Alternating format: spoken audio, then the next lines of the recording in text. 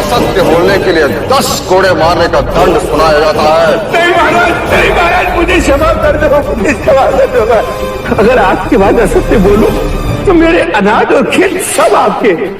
महाराज, गौरी को क्षमा कर दीजिए, अब से वो कभी असत्य नहीं बोलेगा। महाराज, मैं नगर छोड़ दूंगा और जाने से पहले एक बार युवराज सिद्धार्थ से मिलना चाहता हूँ। आपने मुझे सत्य के मार्ग पर चलना सिखाया, आपका विश्वास बना रहे, इसलिए मैंने किसी भी तरह का लालच न करके कोई भी छल कपट नहीं किया। वैश्य गौरी? हाँ।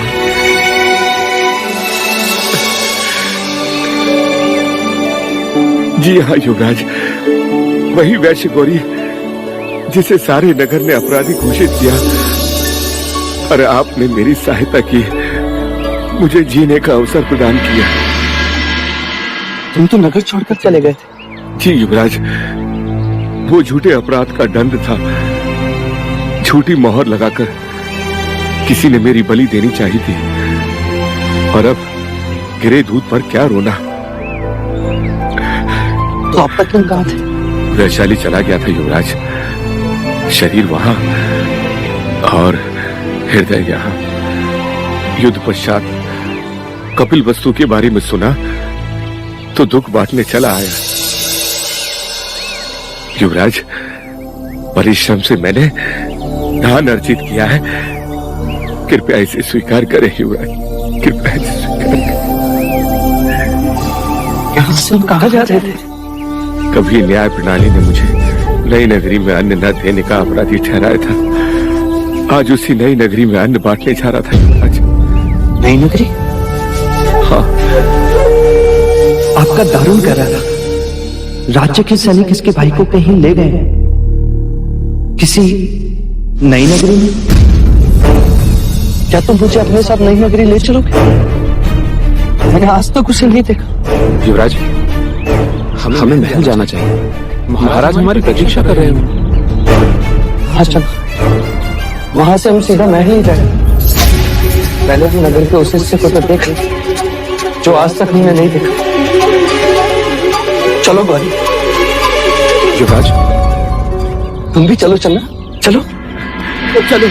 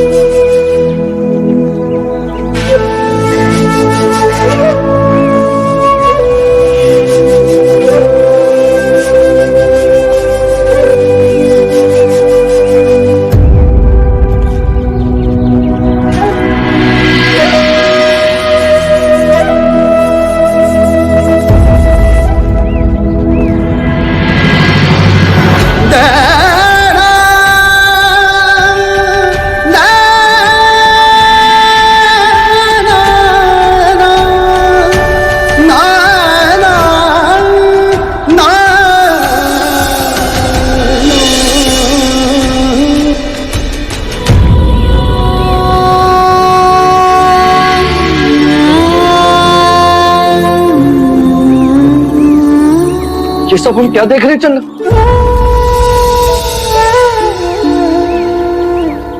ये सभी अपने पूर्व जन्मों के कर्म फल भोग रहे हैं युवराज। कर्म? पर कर्मफल से तो मनुष्य धनिक बनता है या दरिद्र, ये सुना है। पर ये मनुष्य क्या ये भी कर्मफल का परिणाम है? नहीं युवराज, ये जरावस्था, वृद्धावस्था, जो अमीर और गरीब सभी के जीवन में आती है। वृद्धावस्था धनिक और निर्धन में भेद नहीं करती।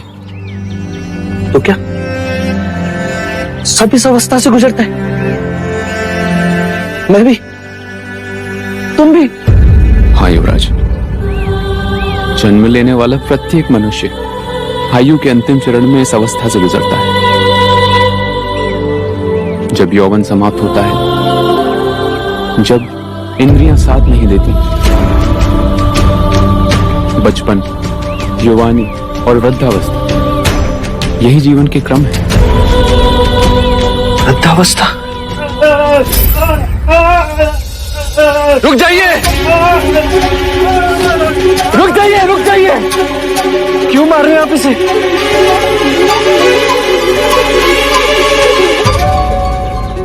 नहीं युवराज, ये क्या कर रहे हैं आप? राज, ये रोगी है। लोग इसे छूते नहीं। और रोग तो मुझे भी हुआ था, और सबने मुझे छुआ भी था। पर वह साधारण रोग था युवराज, ये कुष्ठ रोग है।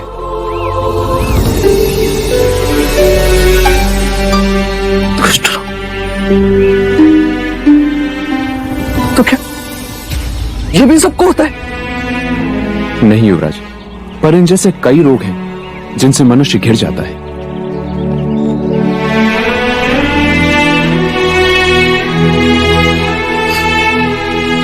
कर्मफल से दरिद्रता मिलती है, कर्मफल से मनुष्य रोगी होता है। क्या ऐसा कोई मार्ग नहीं जिससे कर्मफल को बदला जा सके, जिससे संसार के सारे दुखों को हम मिटा सके, जिससे यौवन और धन चिरंजीवी हो जाए? कैसे होगा चिरंजीवी जब तक तुम जैसे जन्म लेते रहेंगे?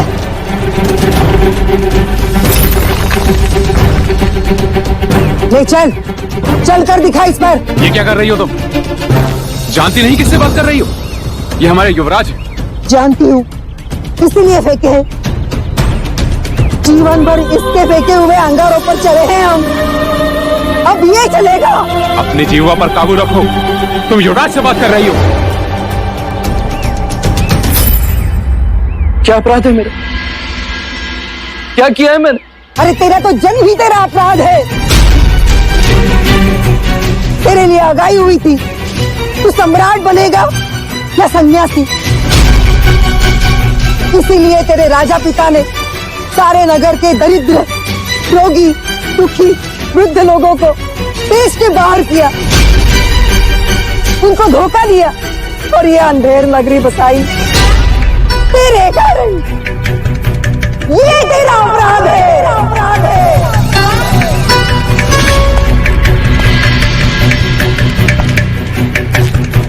पर ऐसा क्यों? कोई दुख तेरे आंखों के सामने नहीं आए और तू बैरागी ना बने, इसलिए हम सब तो अपने आंसुओं में डूब गए, केवल तेरे कारण। तू जानता भी है इस नगरी के लोगों ने किसका मंदिर बनाया है? यम का मंदिर बनाया है, ताकि वो प्रसन्न हो और हमें इस यातना से छुटकारा मिले।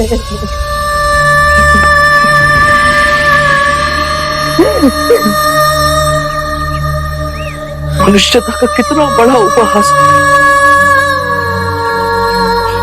चलना, क्या मेरा जन्म सच में इतना कलंकित? युवराज, ये तो नहीं, ये नहीं हो सकता, नहीं हो सकता ये। अगर विश्वास न हो तो जाकर पूछो अपने राजा पिता से। उसका अभिमान और बलि चढ़ गए हम।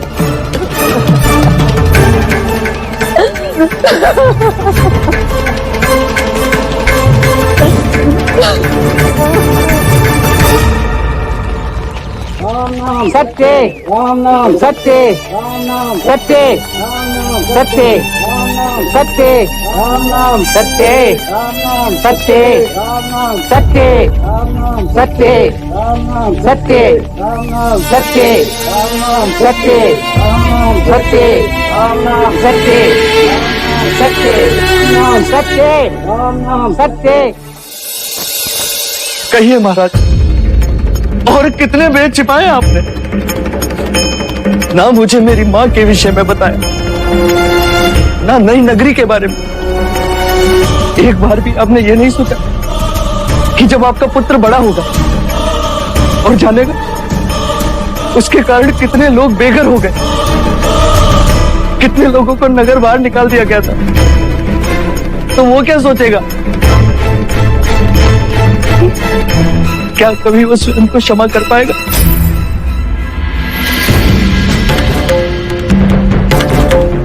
क्या उससे अपने जन्म पर खेद नहीं होगा? भविष्य को उन्नत बनाने के लिए वर्तमान का बलिदान देना ही पड़ता है।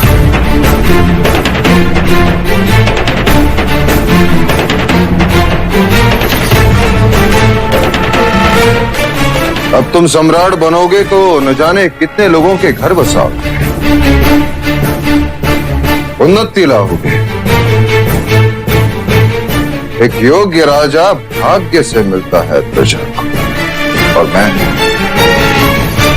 मैं तुम्हें राजा ही बनाना चाहता था। और एक योग्य राजा देने की इच्छा आप बुरे शासक बन गए पिताजी।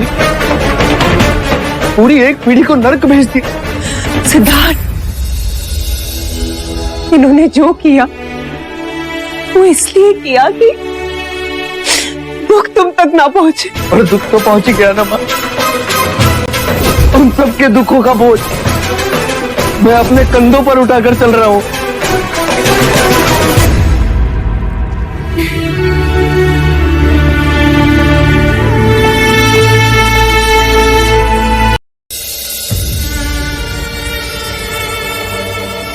अरे तेरा तो जन्म ही तेरा अपराध है, तेरे लिए आगाई हुई थी। तू सम्राट बनेगा या सन्यासी? इसीलिए तेरे राजा पिता ने सारे नगर के दरिद्र, रोगी, दुखी, वृद्ध लोगों को देश से बाहर किया, उनको धोखा दिया और ये अंधेर नगरी बसाई तेरे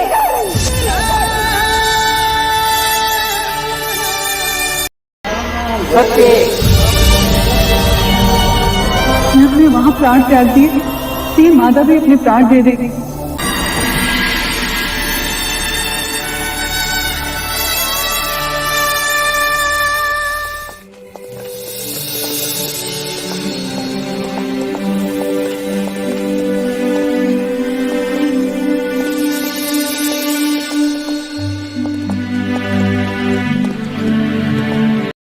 क्या तुम मेरी सहायता नहीं करोगे?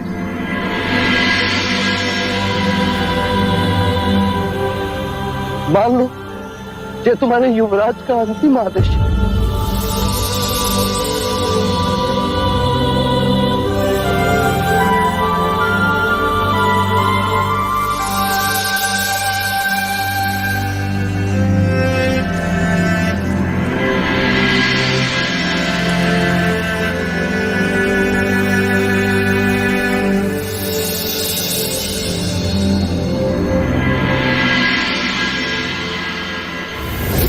गोविंद बोलो हरि गोपाल बोलो, राधा रमण हरि गोपाल बोलो, गोविंद बोलो हरि गोपाल बोलो।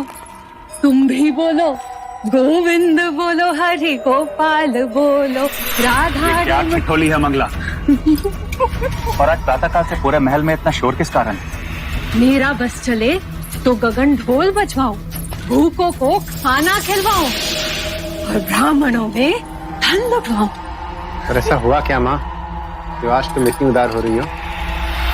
ले मिठाई खा ले, आज तो तू भी मना नहीं कर पाएगा। ले। पर हुआ क्या है? आप भी लीजिए। पहले कारण बताओ। असित मुनि की वाणी सत्य हो गई आदि। क्या? चला गया सिद्धार्थ वन में, सबको त्याग कर, सारे रिश्ते तोड़कर ले लिया संन्यास।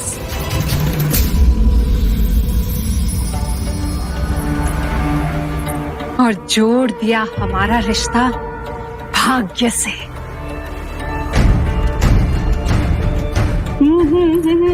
तुम सत्य कह रहे हो मंगला? लीजिए। जाना ही था तो कुछ दिन पहले ही चला जाता। अब ये उद्वस्त राज्य मिले भी तो क्या। कर्म अंधे हो तो आंखें बड़ी करके सोचोगे तो दिखाई देगा। धन नहीं है तो क्या, परंतु सीमाएं तो है तेरी। सिंहासन मिल जाए फिर धन बटोरने में तेरी कितनी। आप दोनों महाराज के पास जाओ और दो आंसू बहाओ, अच्छा लगेगा उन्हें। चाहे धन दौलत मिले न मिले, पर एक दौलत तो तू छोड़कर ही गया है सिद्धार्थ। समय व्यर्थ ना करो, जैसा कहा वैसा ही करो। दो आंसू बहाओ, जाओ महाराज के पास जाओ। चलो दे। जाओ जाओ जाओ।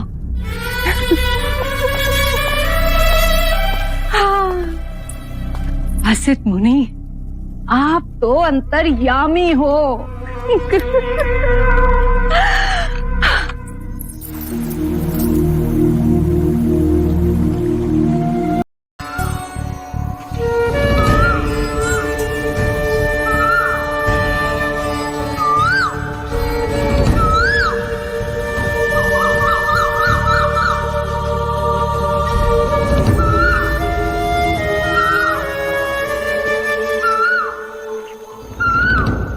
कौन है आप?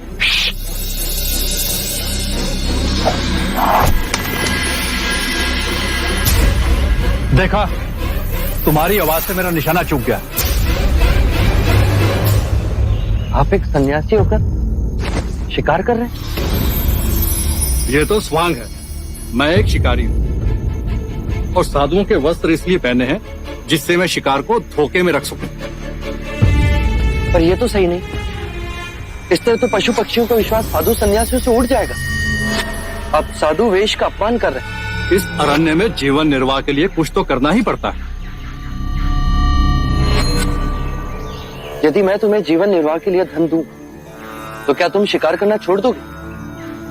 धन? तुम्हारे पास तो कुछ भी नहीं है, फिर भी यदि तुम मुझे धन दोगे तो मैं कुछ व्यवसाय कर लूंगा।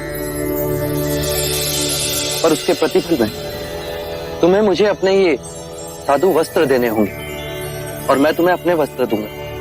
वस्त्र? हाँ मित्र,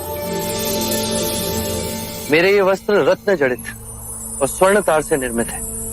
इन्हें बेचकर तुम अपना जीवन आनंद पूर्वक व्यतीत कर सकोगे। ठीक है, पर तुम एक साधु के वस्त्र लेकर क्या करोगे? पशु पक्षियों का विश्वास जीतूंगा, उन्हें अपना मित्र बनाऊंगा।